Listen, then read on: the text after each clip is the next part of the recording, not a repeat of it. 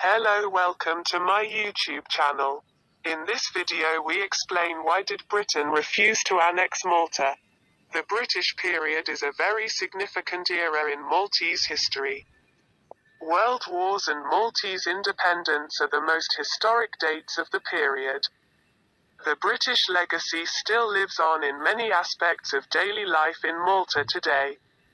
After assisting the Maltese to expel the French, the British found themselves sovereign of the islands, but were at first uncertain as to whether they should retain the territory. The Treaty of Amiens in 1802 established that Malta would be passed back to the Order of St. John.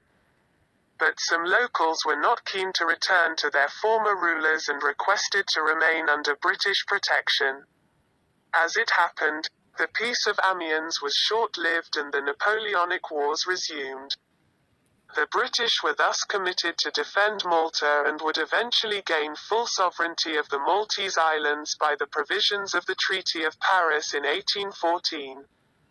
From then on, Malta became an important part of the British Empire, a strategic stronghold in the region and a stepping stone for Britain's expansion to the east. Through cycles of war and peace, Malta's fortunes were inextricably linked to those of Britain.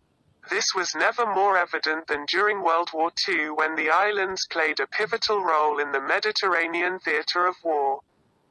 The role of the Maltese Islands during the First World War as a supply station and as a base for the recovery of the injured earned the islands the title, Nurse of the Mediterranean. The bravery of the Maltese people during the World War II was acknowledged by King George V, who awarded the whole population of Malta his George Cross for valor. After the war, the movement for self-determination grew stronger and finally Malta was granted independence on September 21, 1964. British forces retained a presence in Malta until March 31, 1979, when their military bases on the island were closed. The islands became part of the British Commonwealth.